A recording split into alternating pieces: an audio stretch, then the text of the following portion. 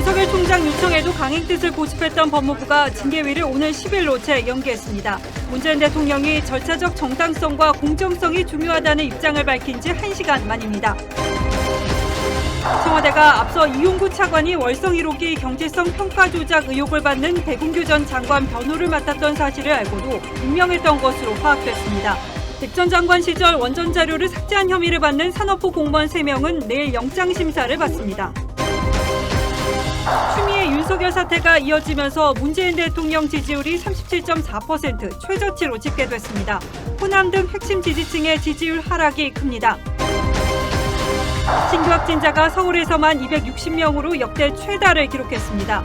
전신 방역복을 입은 수험생이 등장하는 등 코로나 수능이 치러졌습니다. 전동 킥보드 운전자 사망사고가 또 벌어졌습니다. 헬멧을 쓰지 않은 상태였습니다. 부동산 공시가 인상으로 이달부터 51만 명이 건강보험 피부양자 자격을 상실했습니다. 공단 민원실 앞엔 항의 시민이 몰려들었습니다. 정부가 가격이 저렴하고 유통이 쉬운 것으로 알려진 영국 아스트라제네카 백신 구매 계약을 체결했습니다. 해외 제약업체가 부작용 면책을 요구하고 있어 우려가 나옵니다.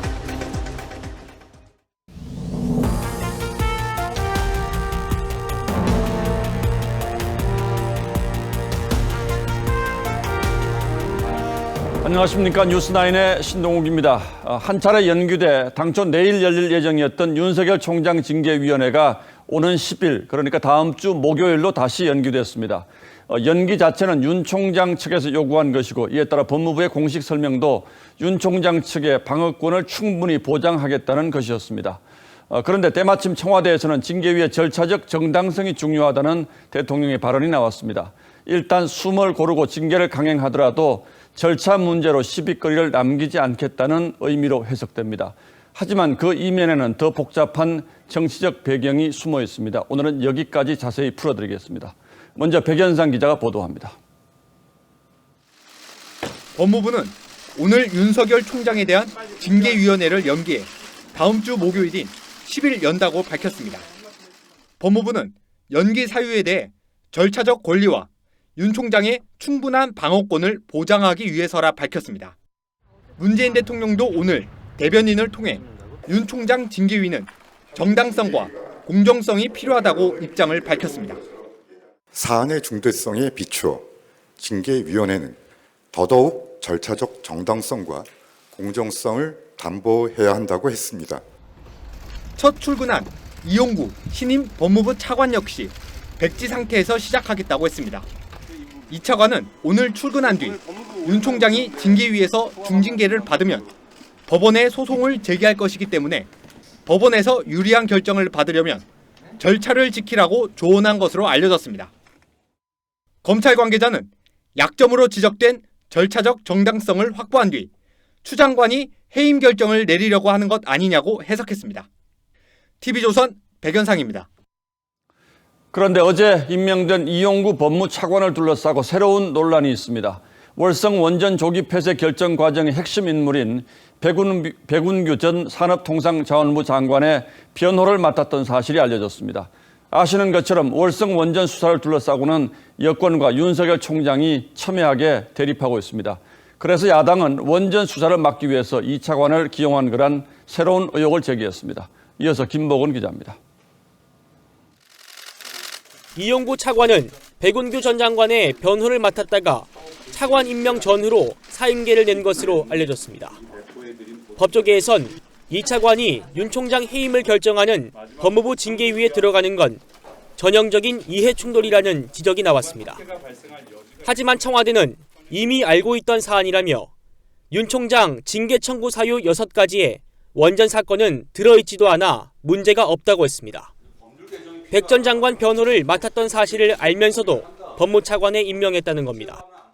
청와대는 특히 문재인 대통령이 윤 총장 징계의 절차적 정당성을 강조한 상황에서 이 차관 임명이 원전 수사와 연계되는 분위기를 경계하고 있습니다. 이 차관도 관련성을 적극 부인했습니다. 지금 대전지검에서 열심히 일하고 있는 수사팀 검사님들에 대한 예의가 아닌 거 아닌가. 하지만 국민의힘은 월성 원전 수사에 방해 주체가 바뀌었을 뿐이라며 백 전 장관 변호를 했던 인사에게 윤 총장 징계를 맡긴 이유를 밝히라고 압박했습니다. 현재 권력 수사를 갖다가 몇몇 방법으로도 덮고 넘어간다고 그래서 이것이 영원히 가려지지는 않을 것입니다. TV조선 김보건입니다. 법무부는 징계위를 다시 연기한 이유로 윤 총장 측에 충분한 방어권 보장을 들었습니다. 직무 배제와 징계를 밀어붙이던 때와는 사뭇 다른 분위기가 느껴지는 말이죠. 그 배경에 뭐가 있을까? 이번 사태를 취재하고 있는 김태훈 기자에게 좀 자세히 물어보도록 하겠습니다. 자, 김 기자 어서 오십시오. 윤 총장 측의 방어권을 충분히 보장하겠다. 이건 액면 그대로 받아들여도 되는 말입니까? 네, 저희가 좀 취재를 해보니까 예. 이 가능성은 한 반반 정도라고 생각하시면 될 것 같습니다. 예. 이 당초 법무부는 강행 의사를 밝히다가 결국 2번 연거푸 연기를 했는데요. 이 표를 그렇죠. 보면서 설명을 드리겠습니다. 이 법무부가 처음 징계위원회를 열기로 했던 건 2일이었습니다. 하지만 바로 전날인 1일 법원이 윤 총장의 직무 정지가 부당하다고 판단을 내리지 않았습니까? 그렇죠. 이 윤 총장은 직무에 복귀하면서 바로 기일 연기 신청을 했고 이 법무부가 받아들이면서 4일인 내일로 처음 연기가 됐습니다. 그 당시에도 법무부는 절차적 하자를 없앤다는 논리를 들었지만 이 당연직이 징계위원인 고기영 전 법무부 차관이 징계위 강행에 반대하며 사표를 내자 허겁지겁 연기를 한 측면도 있어 보입니다. 자, 그런데 고기영 차관이 물러나고 하루 만에 바로 이용구 차관을 임명한 걸 두고 이 강행하려는 뜻인 것 같다 이런 해석이 나왔었는데 자, 그런데 왜 또 연기를 했을까요? 네, 또 다른 절차적 흠결 문제가 제기된 것이 또 변수로 작용을 했습니다. 예. 이 형사소송법을 보면 재판의 첫 공판 기일을 잡을 땐 소환장이 도착한 후 5일 이상의 여유 기간을 주도록 규정을 하고 있습니다. 예. 그런데 검찰의 징계위원회도 재판과 같은 절차를 따르도록 되어 있거든요. 이 윤 총장 측이 이 조항을 근거로 기일 연기를 신청하자 법무부는 처음에는 기일을 연기할 땐 적용할 규정이 아니다 이러면서 반대를 했었습니다. 하지만 윤 총장 측이 판례집까지 들고 나오고 문 대통령까지 나서서 절차적 공정성을 언급하자 법무부는 오늘 오후에서야 기일을 미뤄줬습니다. 예, 결국 나중에 시비거리를 남기지 않겠다 이런 뜻으로 보이긴 합니다만 그럼에도 불구하고 과연 이것뿐일까라는 의문이 남습니다. 네, 조금 다른 해석도 있긴 있습니다. 이 하나의 가능성인데요. 예. 이 징계위원회를 구성하는데 법무부가 좀 발목을 잡히고 있는 것 아니냐라는 해석도 나오고 있습니다. 예. 이 법무부 징계위원회는 7명으로 구성이 되는데 추미애 법무장관과 이용구 차관은 당연직입니다.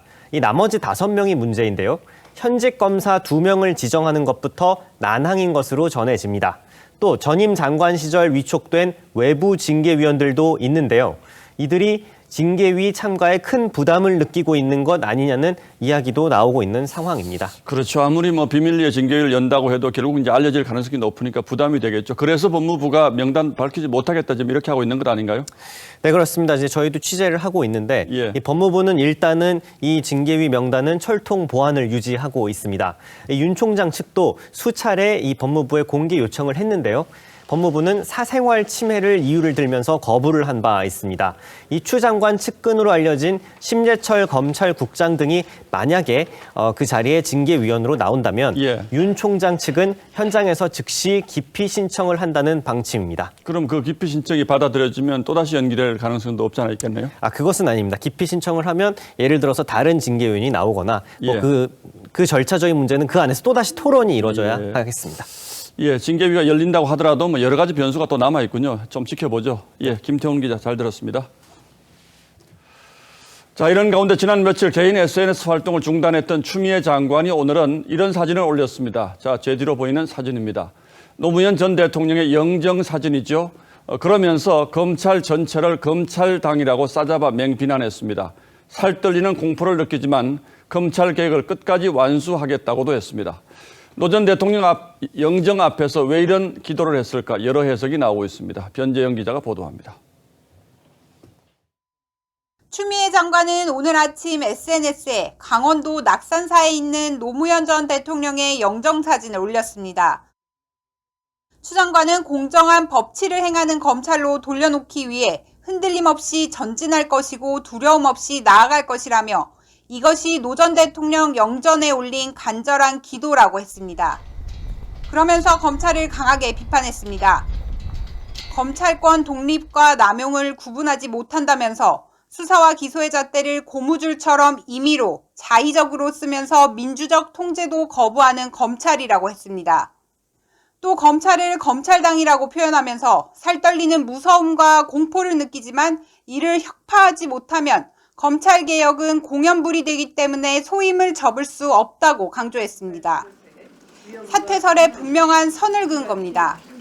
검찰 수사를 받았던 고 노무현 전 대통령과 한명숙 전 총리 등을 언급하면서 가혹한 수사 활극에 희생되고 말았다고도 했습니다. 법조계와 정치권에선 지난 2004년 노 대통령 탄핵안 발의에 추 장관이 찬성한 사실을 잊은 것 아니냐는 지적도 나왔습니다. TV조선 변재영입니다. 예, 그러나 윤석열 총장도 물러서지 않겠다는 뜻을 보이고 있습니다. 윤 총장은 직무에 복귀한 뒤 주변 측근들에게 이제는 그만두고 싶어도 그만둘 수가 없다는 심경을 토로한 것으로 저희 취재 결과 확인됐습니다. 그만두고 싶어도 그만둘 수 없다라는 대목에 주목해서 이 보도를 보시기 바랍니다. 최주원 기자의 단독 보도입니다. 윤석열 검찰총장이 업무에 복귀한 지 이틀째인 어젯밤 한 측근 인사에게 이제는 그만두고 싶어도 그만둘 수가 없다고 말한 것으로 전해졌습니다.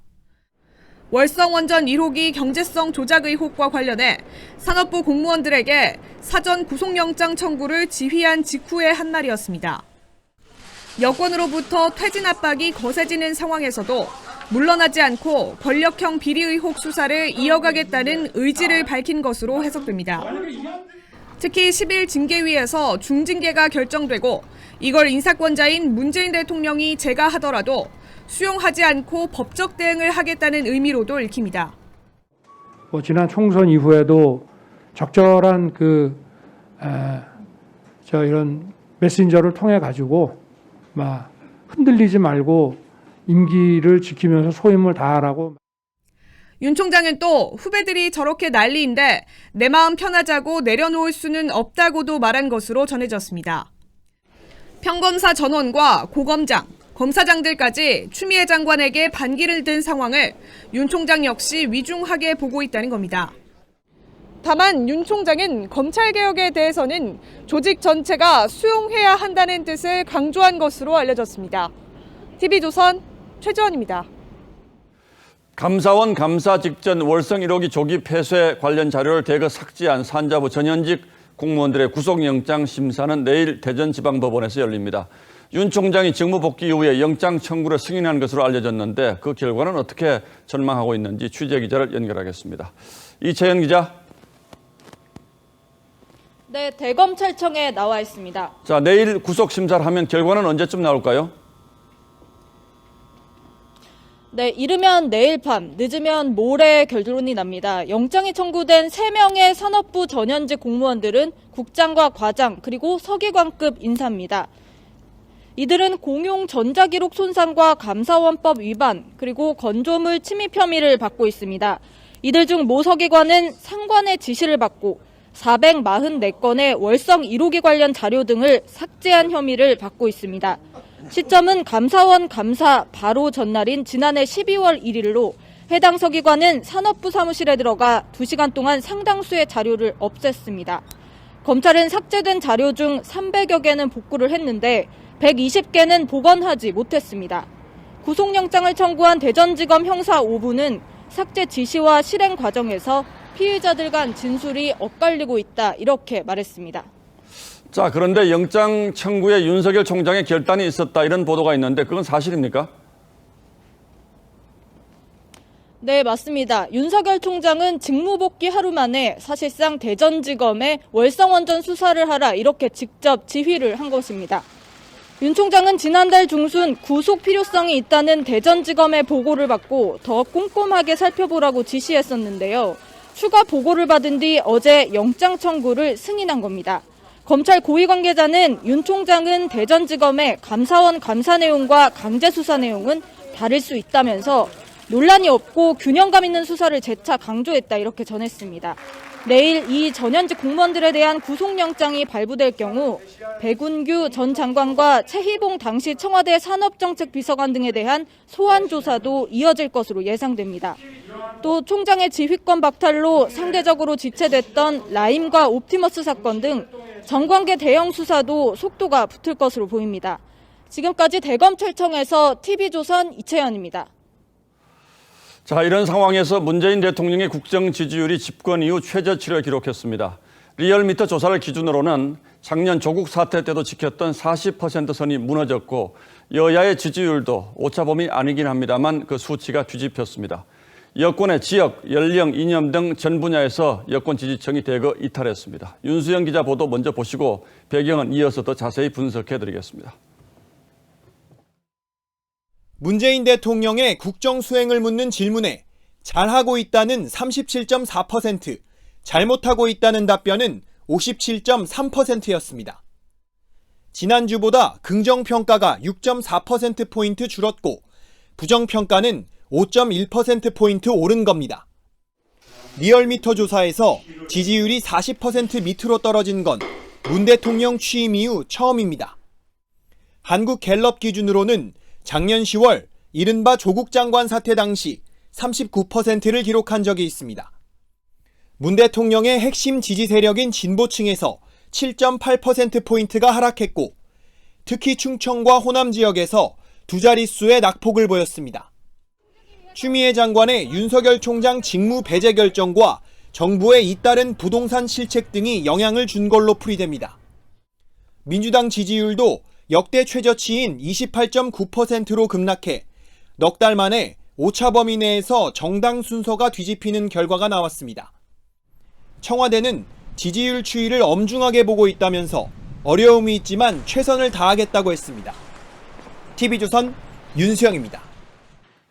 물론 집권 후반기라고는 합니다만 40% 아래로 떨어진 대통령의 지지율은 앞으로 국정 운영에도 상당한 부담이 될 수 있습니다. 오늘 발표된 여론조사 결과를 좀 더 자세히 살펴보고 앞으로 전국에 미칠 영향도 분석해 보도록 하겠습니다. 정치부 조정린 기자가 나와 있습니다. 자, 어서 오십시오. 자, 일단 여권 입장에서는 이제 많이 떨어졌잖아요. 상당히 충격적일 텐데 네. 왜 이렇게 많이 떨어진 겁니까? 네, 일단 배경에 앞서 이 세대별, 지역별 지지율을 잘 살펴봐야 할 것 같은데요. 예. 정부의 핵심 지지층인 진보층과 40대, 그리고 호남과 충청권에서 이탈이 두드러졌습니다. 예. 특히 진보층의 낙폭이 7.8%포인트로 중도층보다 컸는데요. 추미애 윤석열 갈등의 이 장기화로 중도층 이탈이 심화된 상황에서 일부 진보층까지 지지를 철회한 것으로 전문가들은 분석했습니다. 자, 핵심 지지층의 이탈이 이게 이제 여권으로서는 마음이 아플 텐데 예. 특히 이제 호남 지역 같은 경우에는 뭐 가장 견고한 지지세가 있었던 곳 아닙니까? 여기는 네. 왜 이렇게 많이 떨어졌습니까? 네, 호남에선 지난주보다 13.9%포인트나 떨어졌습니다. 예. 호남 지역은 진보 정권의 심장으로도 불리죠. 그런 호남에서조차 민심 위반이 두드러진다는 건 이번 사태로 인한 실망감이 반영되고 있다고 봐야 할 듯합니다. 또 일부 전문가들은 여권 내 유력 주자로 호남 출신인 이낙연 대표의 최근 지지율 하락과의 연관성도 주목하고 있습니다. 그리고 충청권에서의 낙폭 역시 14.9%포인트로 지역별로는 가장 컸는데요. 이번 사태가 진행되면서 이 충청권 대망론이 다시 거론되는 것과 무관치 않아 보입니다. 윤 총장의 출생지는 서울이지만 부친은 충남 논산 출신으로 알려져 있습니다. 예. 자, 조 기자 오늘도 국회에서 취재를 했죠. 예. 여당 분위기는 어떻습니까? 민주당 지도부는 대체로 말을 아끼고 있습니다. 예. 다만 이 친문계인 정청래 의원은 윤 총장에 대한 미온적 대처에 대한 지지층 실망감이 표출된 것이란 해석을 내놨는데요. 그러니까 검찰 개혁을 더 밀어붙여야 한다는 겁니다. 예. 하지만 내부적으론 국정운영 리더십에 황색불이 들어왔으며 더 길어지면 빨간불로 변할 것이라며 우려하는 목소리도 적지 않습니다. 반면 이 국민의힘 김종인 비대위원장은 국민이 윤 총장에 대한 핍박을 납득 못한 것이라고 진단했습니다. 자, 이제 오늘 이제 정치권은 여론조사 결과에 굉장히 민감하지 않습니까? 이렇게 예. 되면 조금 전에 얘기한 징계위가 다음 주 목요일 날 열리는데 여기에도 좀 영향을 미칠 수 있지 않을까요? 네, 가능성이 있어 보입니다. 예. 이 청와대에서도 오늘 대통령이 절차적 정당성을 강조한 뒤 이전과는 이 다른 분위기가 감지됐는데요. 실제 윤 총장에 대한 징계 수위가 면직이나 해임보다 낮을 가능성을 예측하는 목소리도 나오고 있습니다. 특히 가장 낮은 수위의 징계인 이 견책이 나올 경우 대통령이 직접 징계하는 부담을 덜 수 있게 됩니다.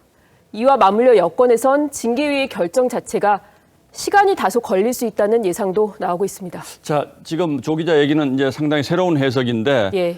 대부분은 상당히 중징계를 예상하고 있는데 네. 지금 여당이 상당히 곤란한 입장에 처해져 있기 때문에 대통령의 부담을 덜어주기 위해서 징계 수위를 낮출 가능성도 지금 예상해 볼 수 있다는 점 이런 얘기죠. 예. 자, 이게 이제 어떻게 보면 여권의 이제 출구 전략이라고 이제 할 수 있는 것 같은데, 자, 그렇다면 윤 총장이 윤 총장 문제에 앞서서 추 장관 거치가 어떻게 논의될 가능성도 있어 보입니까?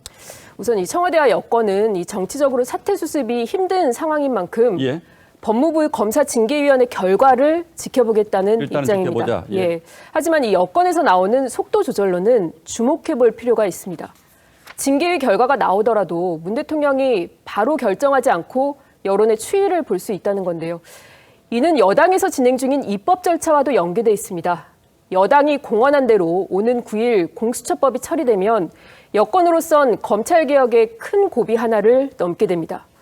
이 여권에선 징계위 절차에 따라 윤 총장을 해임시키지 못하는 상황이 오더라도 공수처법 처리를 명분으로 다음 단계로 넘어가자는 논리를 펼 수 있는 거죠.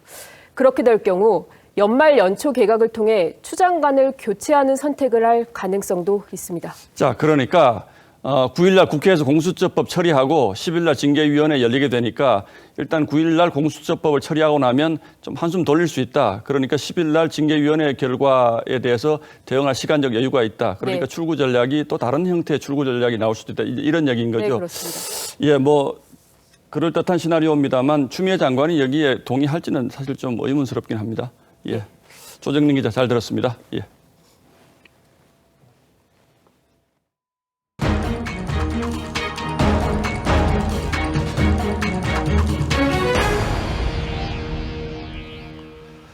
다음 뉴스입니다. 수능 시험이 치러지는 오늘 코로나19 환자는 540명 더 늘었습니다. 안전한 수능을 위해서 수도권의 사회적 거리 두기를 2단계로 올리고 서울 1000만 시민 멈춤 운동까지 벌였습니다만 확산세는 멈추지 않고 오히려 더 커지고 있습니다.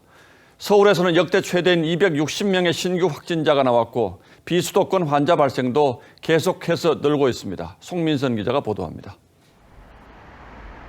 서울 동대문의 이 병원에선 지난달 30일 환자 1명이 양성 판정을 받았는데 접촉자 380여 명을 조사한 결과 지금까지 환자 22명의 추가 감염이 확인됐습니다. 감염 경로는 파악되지 않았지만 집단 감염이 일어나기 쉬운 환경이었습니다. 폐쇄병상 특성상 공조시설을 통한 환기와 4인실과 8인실 구조로 밀접도가 높고 중랑구의 이 PC방에선 이용객 7명이 확진됐습니다. 인근 체육시설 집단 감염이 PC방으로 연결된 건데 서울시는 지난달 20일 이후 해당 업소를 방문한 사람들은 검사를 받으라고 안내했습니다. 서울은 성북구 대학 동아리, 강남구 콜센터 등에서도 확진자가 늘어나면서 신규 확진자가 역대 가장 많은 260명이 나왔습니다. 수도권 거리두기 2단계 격상에 1000만 시민 멈춤까지 했지만 효과가 무색합니다. 1주 내지 2주 정도의 기간이 필요한 것이기 때문에 현재 주말까지의 상황을 먼저 점검해 보려고 합니다. 최근 일주일간 환자 발생을 보면 비수도권 지역의 확진자 비중도 늘어나고 있습니다. 활동이 왕성한 20, 30대 확진자 비율은 10월 22.3%에서 이달 초 32.3%로 계속 늘고 있습니다. TV조선 송미선입니다. 수능시험도 코로나 살얼음판 위에서 치러졌습니다. 어젯밤과 오늘 새벽 사이에 서울과 경북 김천에서 수험생 확진자가 나왔고 대전에서는 수능 감독관인 교사 2명이 확진 판정을 받으면서 31명이나 되는 감독관이 긴급 교체되기도 했습니다. 김다로 기자가 취재했습니다. 서울의료원의 한 병실입니다. 시험 감독관은 방호복을 입었고 수험생 4명이 거리를 둔 채 시험을 봅니다. 회수한 답안지는 밀봉하고 소독까지 합니다. 음악기도 다 돌아가고 여기 오늘 시험 감독하셨던 감독관 선생님들도 다 그 레벨 D 방호복 입고 다 통제하셨고요. 서울의 한 수험생은 오늘 새벽 2시 반쯤 확진 판정을 받고 서울의료원으로 긴급 이송돼 수능을 치렀습니다. 오늘 0시쯤에는 경북 김천에서 수험생이 확진 판정을 받아 한밤중에 2시간 떨어진 포항의료원으로 긴급 후송 작전이 펼쳐졌습니다. 바로 구급차를 통해서 포항의료원으로 이송을 하고 의료원 시험장에서 할 수 있도록. 확진 판정을 받고 의료기관에서 수능시험을 치른 수험생은 41명에 달합니다. 대전에서는 어제와 오늘 수능시험 감독관 2명이 잇따라 확진 판정을 받았습니다. 확진자와 접촉한 감독관 31명이 급히 교체됐습니다. 실질적으로 수능을 완벽하게 준비하기 위해서는 학교에 나와서 그래도 근무하는 선생님들이 많이 있었던 것 같아요. 코로나 여파 속에서 처음 맞는 수능시험에 수험생도 교사도 학부모도 조마조마한 심정으로 하루를 보내야 했습니다. TV조선 김다로입니다. 예, 지금 확산 양상으로 보면 코로나 대유행은 결국 백신이 나와야 종식될 수가 있을 것 같습니다. 그래서 정부가 글로벌 제약사들과 공급 협상을 벌이고 있는데 최근 품질 논란이 일고 있는 아스트라제네카와는 계약을 체결한 것으로 알려졌습니다. 그런데 이 글로벌 제약사들이 부작용이 발생해도 책임은 지지 않겠다고 하는 것으로 확인돼 또 논란이 일고 있습니다. 보도에 정은혜 기자입니다. 선진국들의 백신 확보 경쟁 속에도 효과 못지않게 안정성을 강조하며 신중함을 보여온 정부. 과학적인 근거, 실제 유통 가능한 시기와 물량, 접종 전략과의 적합성 등을 토대로 코로나19 백신의 선택 그리고 계약을 최근 아스트라제네카와 구매 계약을 체결한 것으로 알려졌습니다. 아스트라제네카는 다른 백신에 비해 가격이 저렴하고 국내 생산과 상온 유통도 가능합니다. 하지만 90% 효과가 있었다는 임상 3상에 55세 이하만 참여했고 실수로 저용량 투약 시험을 한 사실이 알려지며 품질 논란도 일었습니다. 부작용 때문에 임상 3상이 중단되기도 했는데 우리 정부의 부작용이 발생해도 책임지지 않는다는 조건을 제시한 것으로 알려졌습니다. 현재 이런 면책 요구는 우리나라뿐만이 아니라 모든 국가들에게 공동적으로 요청되고 있는 것으로 알고 있습니다. 방역당국은 통상 10년이 걸리는 백신 개발을 1년으로 단축하면서 부작용 우려가 많을 수밖에 없다면서도 좋은 협상을 통해 우려가 없도록 노력하겠다고 밝혔습니다. TV조선 정은혜입니다. 마스크를 쓰고 치러진 코로나 수능은 감염 우려 등으로 6만 명이 넘는 인원이 시험을 보지 않아서 결시율은 역대 최고를 기록했습니다. 실제 시험장 상황은 어땠는지 최원영 기자가 수험생에게 물어봤습니다.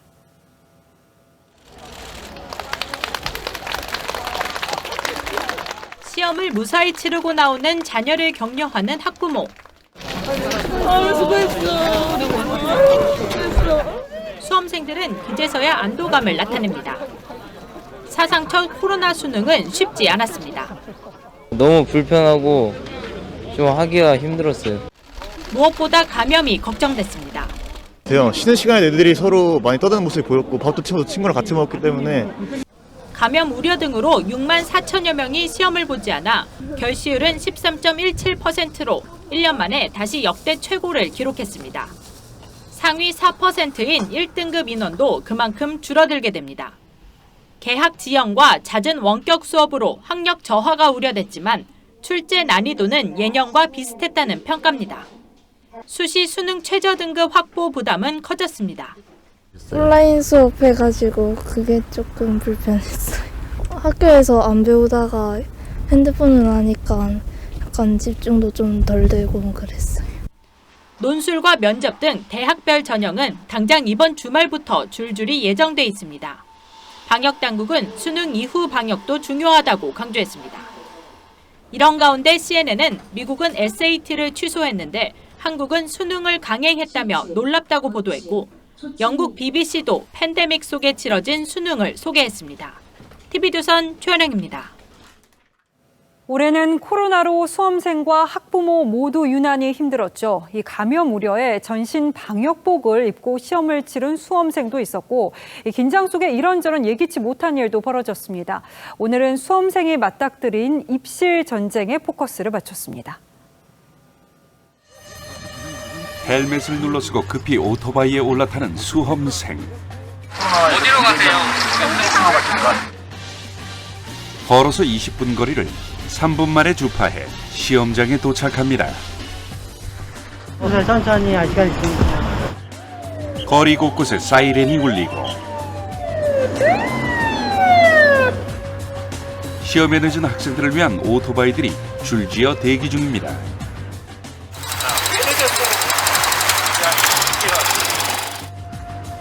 교문 닫히기 직전에야 학생이 도착하자 진행 요원 마음도 급해집니다.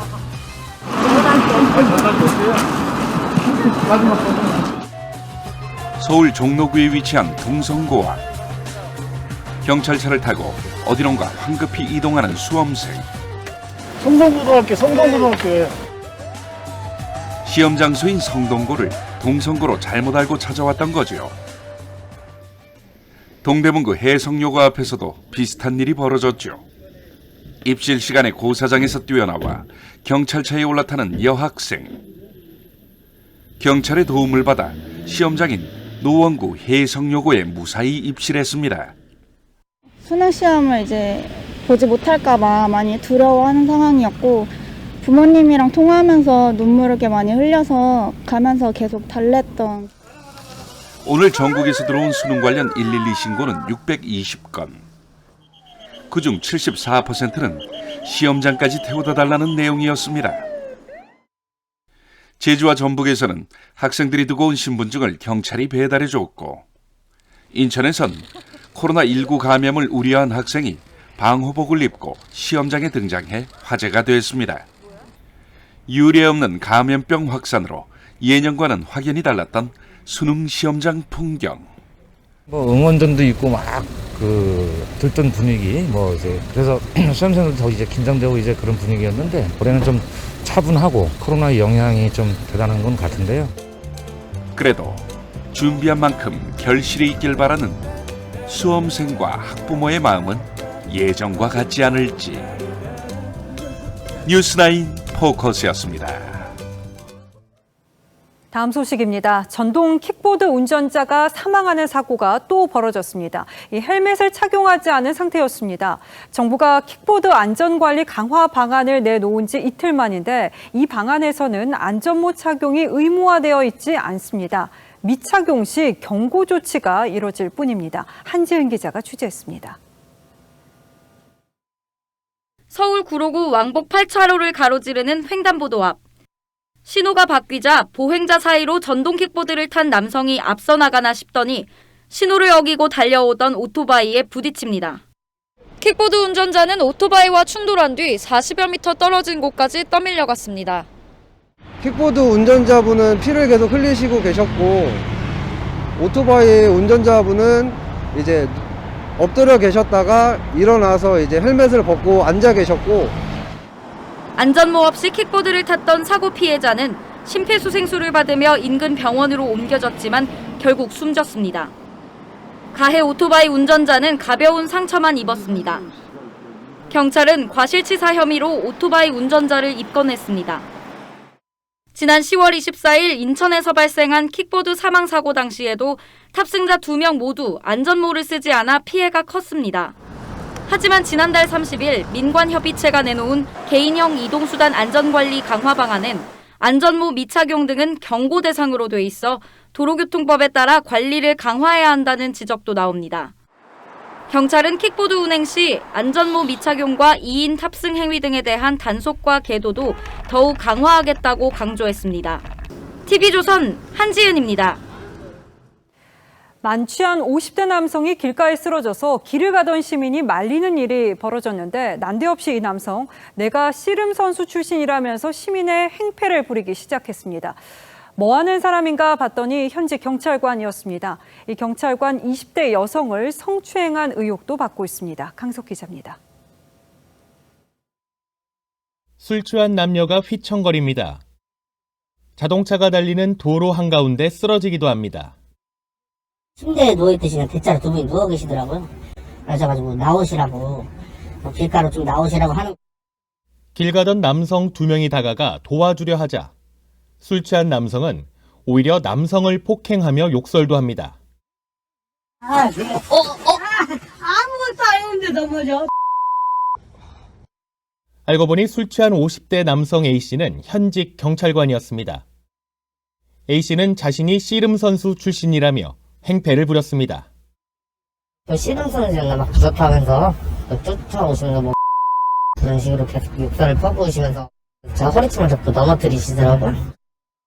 A씨는 20대 남성을 폭행하기 1시간 전쯤 이곳에서 지나가던 20대 여성을 밀치는 등 폭력을 행사하기도 했습니다. 피해 여성은 A씨와 술을 마신 20대 여성이 성추행 당하는 걸 말리다 봉변을 당했습니다. 피해자들은 A씨가 자신이 여성의 아빠라고 하면서 폭력을 휘둘렀다고 말합니다. 아까를 만지고 막 뽀뽀하는. 경찰은 경찰관 A씨를 폭행 혐의로 입건하고 사실관계를 확인해 징계 여부를 판단할 방침입니다. TV조선 강석입니다. 요즘 건강보험공단 민원실이 북새통이라고 해서 저희가 며칠에 걸쳐서 현장 목소리를 들어봤는데요. 이 민원인들은 건보료 인상에 불만을 갖고 있었습니다. 소득이 없는데도 집값이 올랐다는 이유로 자녀 직장 건강보험에 올려뒀던 이름이 빠지는 등 건보료가 많게는 2배까지 오른 상황이었습니다. 관련 통계치가 나왔는데 무려 51만 명이 피부양자 자격을 상실한 것으로 확인됐습니다. 황선용 기자입니다. 이른 아침부터 건강보험공단 지사 민원실이 크게 북적입니다. 8시 50분 왔어요. 세 번째 왔어요. 사람이 너무 많아서 기다리다가. 문 앞 대기 의자까지 꽉 찼습니다. 어제는 한 450명. 완전 떠들기 시작이다. 아이고 저기. 갑작스런 건보료 인상을 따지러 온 민원인들이 대부분입니다. 내가 열받아서 좋은 사람한테 지금 그런 걸로 다 설명해갖고 되겠느냐고.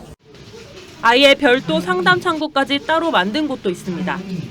내가 왜 무슨 일이야 아무것도 죄를 짓지 않았는데 다 쫓아오시면 전화가 안 되네요. 그래서 저는 다 물증이 보여. 이달 들어 피부양자 자격을 잃고 본인 건보료를 부담하게 된 가입자만 전국 51만여 명. 소득 한 푼 없이 자녀 앞으로 피부양자로 등록돼 있다가 아파트 공시지가가 9억 원을 넘어섰다는 이유로 건보료 부담을 떠안게 된 은퇴자도 있었습니다. 내가 뭐 집값을 올려달라 한 사람도 아니고 내가 집값이 올랐다 해가지고 수입이 없는 것도 아니고 연금만 갖고 하던데. 노후 자산으로 상가 임대 사업을 했던 60대 가입자도 건보료 부담액이 2배 이상 뛰자 보유하고 있던 집을 처분했습니다. 저도 뭐 도저히 못 견뎌서 주택 하나를 처분했거든요. 건보공단 측은 피부양자 자격 상실 대부분이 부동산 공시가격 인상 때문이라는 건 오해라며 소득 증가가 더 큰 이유라고 해명했습니다. TV조선 황선영입니다.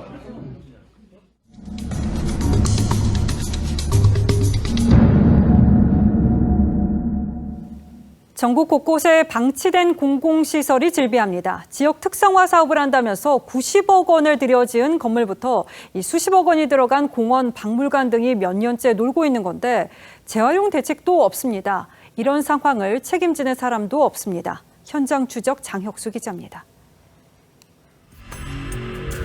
강원도 평창군 민물고기 생태관.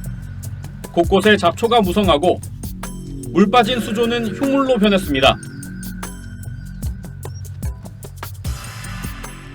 이곳은 평창의 민물고기 생태관입니다. 지난 2009년 평창군이 90억 원의 사업비를 들여서 만들었는데 관광객이 감사하면서 지금은 이렇게 문을 닫았고 2년째 방치 상태에 놓여 있습니다.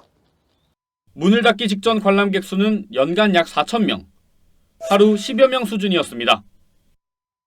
안 받고 할 때는 다른데 좀 드나들더라고. 나중에 다 찾아줘야 되구만. 2008년 평창군이 동강 일대를 생태경관 보전지역으로 지정한 뒤 무리하게 관광 사업을 추진한 결과입니다. 환경정책에 홍보할 수 있는 것을 만들어야 되지 않나 이런 차원이 강했던 거죠. 결과적으로 보면 탄압성 검토가 미흡했다고.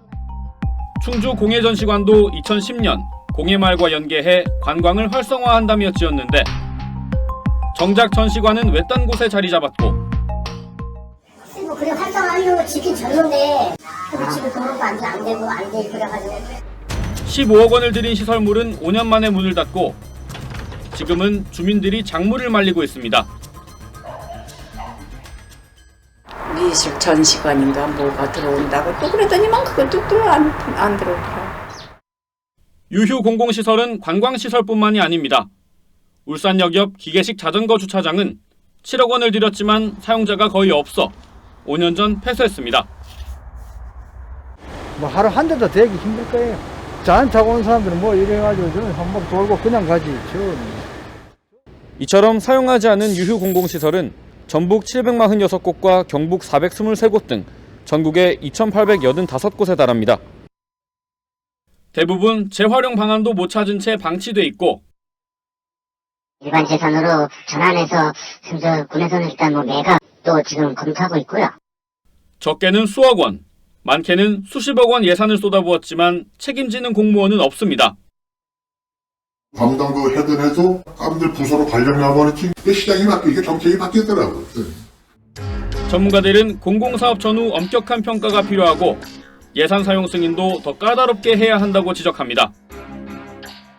엄격한 통제가 필요할 것으로 생각되고요.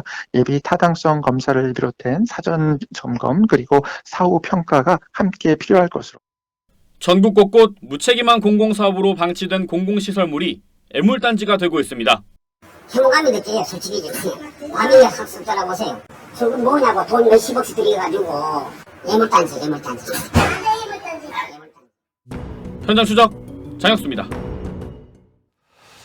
다음 뉴스입니다. 여야가 어젯밤 역대 최대 규모인 558조 원 규모의 내년 예산안을 통과시켰습니다. 어려운 경제 사정을 감안해서 당초 정부가 편성한 예산보다 더 많은 예산을 통과시켰습니다. 그런데 내용을 자세히 살펴보니 역시나 힘 있는 의원들의 지역구 예산이 잔뜩 포함돼 있었습니다.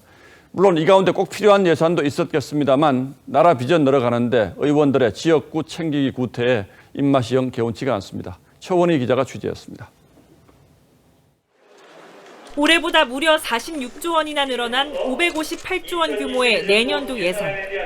국회 심사 과정에서 빚을 줄이긴커녕 정부안보다 국채 발행액이 3조 5천억 원이나 늘어났습니다. 우리 국회가 너무나 당연한 일이긴 하지만 그래도 제 할 일을 해서 3차 재난지원금과 전 국민에 대한 백신 접종비로 3조 9천억 원을 이렇게 나라 빚이 늘어나는데도 여야의 지역구 챙기기는 여전했습니다. 예결위원장인 민주당 정성호 의원은 지역구인 양주에 도로 건설과 파출소 신설 등으로 40억 원이나 추가했습니다. 예결위 국민의힘 간사인 추경호 의원도 대구 달성의 산업단지 등으로 15억 원을 늘렸습니다.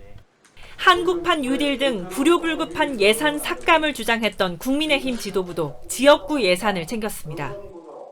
여야 실세들이 지역 SOC 예산을 나눠먹는 사이에 내년 국가 채무는 956조 원까지 늘면서 1000조 원 시대를 눈앞에 두게 됩니다. TV조선 최원입니다. 국민의힘 윤희숙 의원이 여의도 국회를 세종으로 옮기고 그 자리에 아파트를 지어서 공급하자는 주장을 내놨는데 국회 이전과 아파트 공급이라는 두 가지 예민한 이슈가 섞여 있는 주장이어서 관심을 끌었습니다. 국민의힘은 개인 의견이라고 선을 그었고 민주당은 토건 포퓰리즘이라고 비난했습니다. 그래서 정작 가능성은 있는 주장인지 저희가 먼저 따져보겠습니다. 이태희 기자입니다. 국민의힘 윤희숙 의원은 야당에선 처음으로 국회 완전 이전에 찬성하고 현 국회 부지를 주택 공급에 활용하자고 제안했습니다. 의사당 뭐하러 남깁니까? 전부 다 그냥 옮기고 공원과 아파트가 결합된 좋은 아파트 단지로 33만 제곱미터 크기의 국회 부지는 9,500세대가 입주한 최대 재건축 단지인 송파 헬리오시티와 규모가 비슷합니다. 하지만 국회 부지는 일반 상업지역으로 분류돼 허용 용적률이 최대 800%로 주거지역보다 고밀도 개발이 가능합니다. 중소형 주택 위주로 건설할 경우 최대 15,000호가량 공급도 가능할 전망입니다. 지난해 서울 아파트 공급량 4만 4,000호의 3분의 1에 해당하는 규모입니다. 지하철 9호선이 바로 앞에 있고 환승센터 등 교통 인프라도 좋은 편입니다. 층고 제한도 없어 초고층 주상복합을 지을 수도 있지만 한강변에 위치한 중점 경관관리구역으로 서울시 심의를 거쳐야 합니다. 현재 부지 관리 주체는 국회 사무처로 이전 개발 사례를 감안하면 LH공사가 땅을 매입한 뒤 임대주택과 공원 등의 공공개발이 예상 가능합니다. 다만 실제 개발을 위해선 부지 활용 방안 등을 담은 특별법을 만들어야 합니다. 하지만 다수당인 민주당은 토건 포퓰리즘이라며 무엇으로 채울 것인지는 서울 시민의 몫이라고 부정적 입장을 보였습니다. TV조선 이태희입니다. 코로나 사태로 자영업자들의 어려움이 커지고 있고 실물 경제도 아직은 위태로운 상황인데 주식시장만은 뜨겁게 타오르고 있습니다. 코스피가 사흘 연속 사상 최고치 기록을 갈아치웠습니다. 달러 약세 속에 외국인 매수세가 이어지는 데다가 코로나19 백신 개발 소식에 투자 심리가 달아오르면서 돈이 주식시장으로 몰리고 있습니다. 이상배 기자가 보도합니다. 오늘 코스피는 장 후반에 오름세를 보이며 어제보다 20.32포인트 오른 2696.22에 마감했습니다. 지난 1일부터 사흘 연속 사상 최고치 기록을 경신하면서 뜨거운 12월 증시의 상승세를 이어갔습니다. 외국인이 2125억 원, 개인이 1795억 원을 각각 사들이며 지수 상승을 이끌었고 차익을 실현한 기관은 3882억 원을 팔아치웠습니다.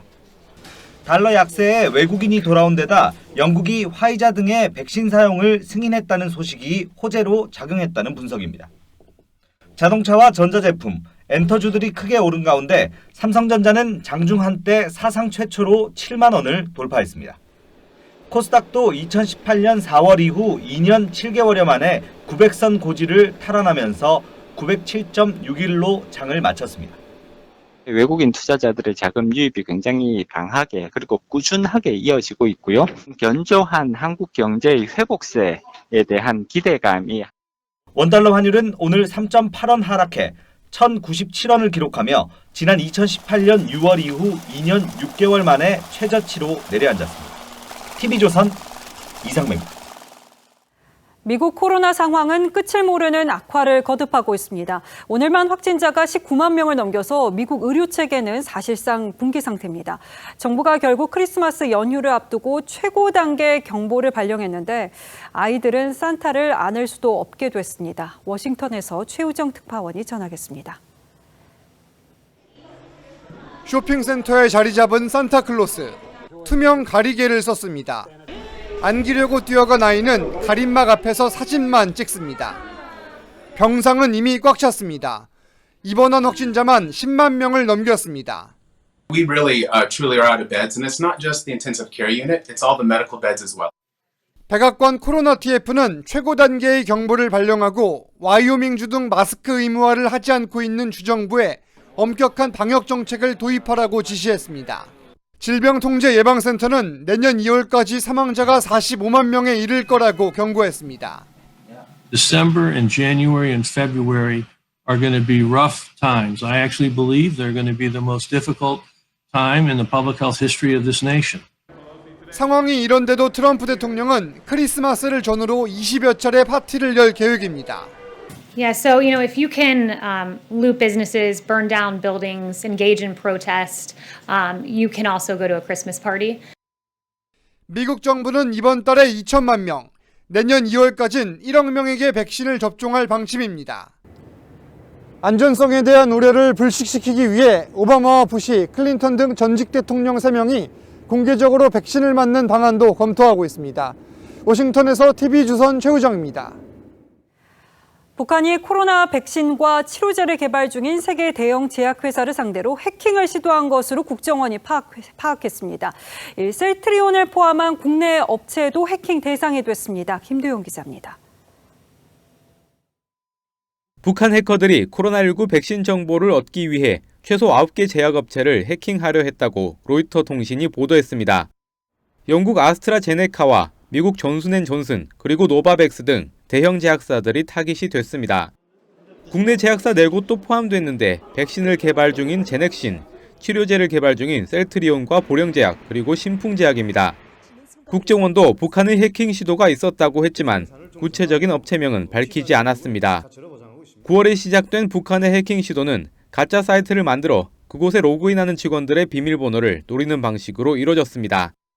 다행히 국내 제약사들의 해킹 피해는 없는 것으로 파악됐습니다. 몇 번의 해킹 시도는 있었는데 피해는 없었고요. 다 블락하긴 했어요. 북한은 코로나19 확진자가 없다고 주장하면서도 최근에는 방역 수준을 초특급 단계로까지 격상했습니다. 전문가들은 의료시설이 취약한 북한 입장에서는 백신 정보가 절박했을 것이라고 분석합니다. TV조선 김도영입니다. 중국이 4년여 만에 우리나라 게임에 대한 한한령을 풀고 국내 게임사에 중국 내 게임 서비스를 허가하는 판호를 발급했습니다.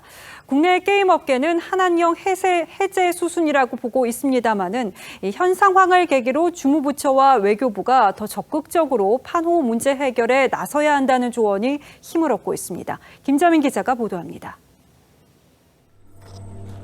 2014년 출시한 뒤 전 세계 다운로드 1억 건을 돌파한 국내 중견 게임사의 모바일 게임입니다.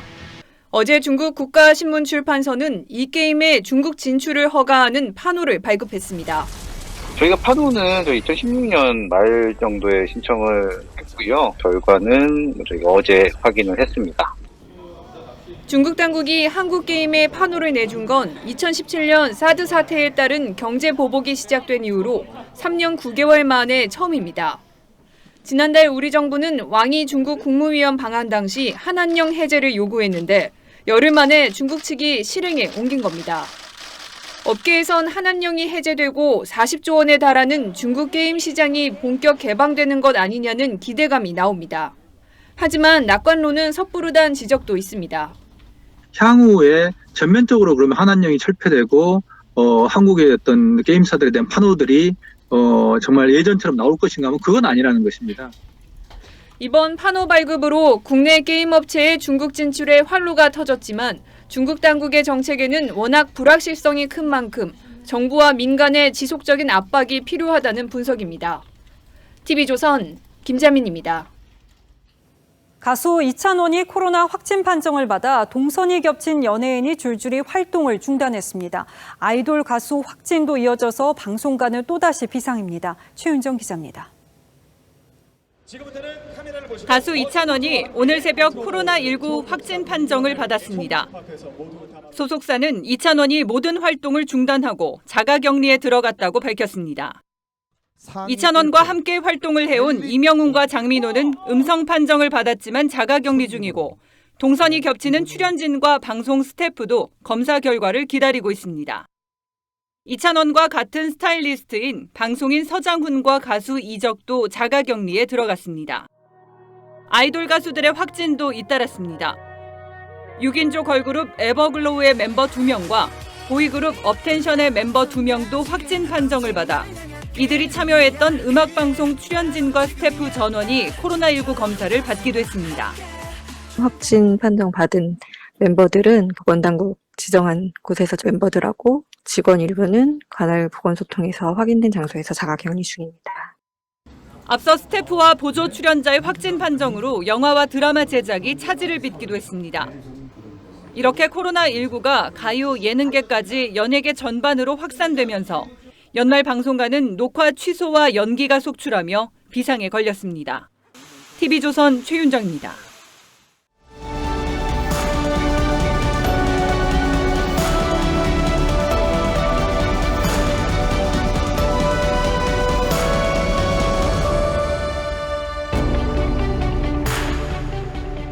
한글 특별전 기억의 순간입니다. 다채로운 작품 중에 이상의 난해한 시를 형상화한 오감도가 눈에 띕니다. 커다란 지면을 볼펜으로 칠해 어둠 속에서 드러낸 한글, 영어, 한자, 그리고 숫자들. 연작시 오감도는 이렇게 시작하죠. 13인의 아이가 질주하오. 길은 막다른 골목이 적당하오. 그러고는 제1의 아이가 무섭다고 그리오라는 구절이 숫자를 바꿔가며 한없이 이어집니다. 건축기사였던 이상은 그에게 익숙한 단어 조감도의 세조자에서 한 획을 드러내 까마귀 오자로 바꿨습니다. 상식적 질서와 가치가 무너진 식민지 시대를 음울한 까마귀의 눈으로 내려다본 것이죠. 거기엔 뭉크의 절규처럼 공포와 불안 그리고 절망이 넘쳐납니다. 법원의 제동에도 불구하고 추미애 장관이 소임을 접지 않겠다고 했습니다. 낙산사에 모신 노무현 전 대통령 영정사진을 올리며 검찰에게서 살떨리는 공포를 느낀다고 했습니다. 그런데 지금 정작 13인의 아이처럼 막다른 골목으로 질주하는 권력을 보며 두려워하는 것은 국민이 아닐지요. 법무부 차관이 윤석열 징계위 주재를 마다하고 사퇴한 지 하루 만에 대통령이 초고속 후임 인사를 했습니다. 여전히 침묵하고 있습니다만 징계를 밀어붙이겠다는 뜻을 분명히 한 셈이죠.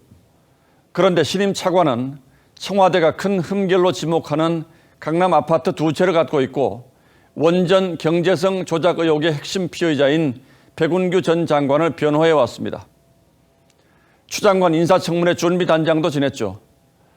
내일로 연기됐던 징계위가 다음 주로 다시 한번 연기됐습니다. 절차적 시비를 없애기 위한 것으로 보입니다만 징계위의 결정이 신뢰를 얻으려면 무엇보다 투명해야만 합니다. 그런데도 법무부는 추 장관이 전원 선임하는 위원들 명단 공개가 사생활 침해라며 거부하고 있습니다. 추미애 장관은 살떨리는 공포를 무릅쓰고 공정한 법치를 행하는 검찰로 돌려놓겠다고 했습니다. 그런데 공정한 법치란 무엇입니까? 당연히 검찰이 울산 선거 그리고 원전 평가 의혹 수사처럼 권력이 관련된 수사에서 손을 떼는 것이 공정한 법치는 아닐 겁니다. 추 장관이 윤 총장을 향해 했던 말 금시작비를 간곡한 마음으로 추 장관에게 다시 돌려드립니다. 금시작비, 어제의 잘못을 오늘 비로소 깨달았다. 그런 자세가 필요하다 생각합니다. 12월 3일 앵커의 시선은 금시작비였습니다.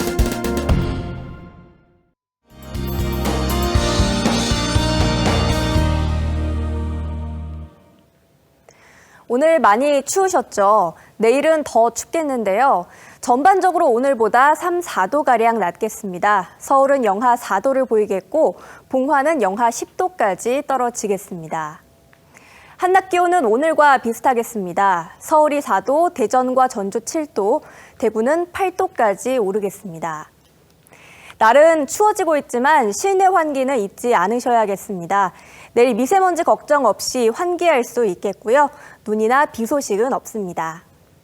모레부터는 기온이 다시 오르면서 당분간 기온이 다소 들쑥날쑥할 것으로 보입니다. 여기에 날은 더 건조해질 것으로 보여서 건강관리에 신경 쓰셔야겠습니다. 날씨였습니다. 12월 3일 목요일 뉴스9은 여기서 모두 마치겠습니다. 시청해주신 여러분 고맙습니다.